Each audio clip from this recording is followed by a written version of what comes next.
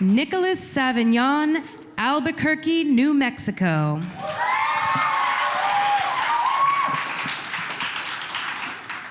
This is from Death of a Herdsman. But I told you, he said, that this was all about someone, a man I once knew. Well, let me present him to you as he presented himself to me, without hesitation. He was of average height and good build. There was a distinct intelligence to his every feature. He had high cheeks and a strict jaw. He held himself well, almost jarringly. I was jarred myself when I rounded my truck bed and found him flipping through a magazine. At his first pointed glance, the gossip that always seemed to ring him stopped.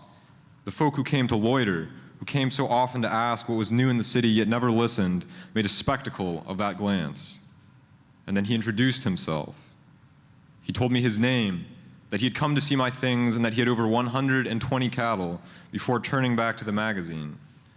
Believe me when I say that the talk of him, which he pretended never to hear, resumed too.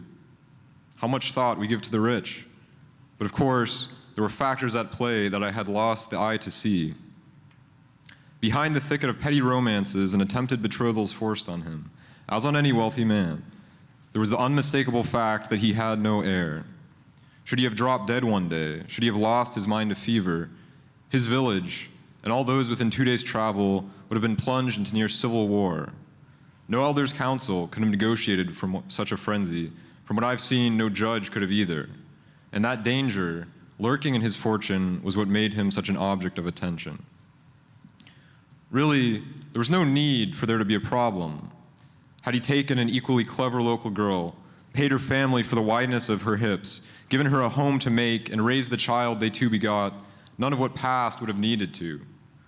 But he was proud before all else, and believed himself above dowries and local girls.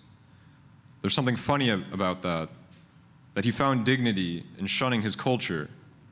But change comes from extraordinary places, or extraordinary conceits, whichever it may be.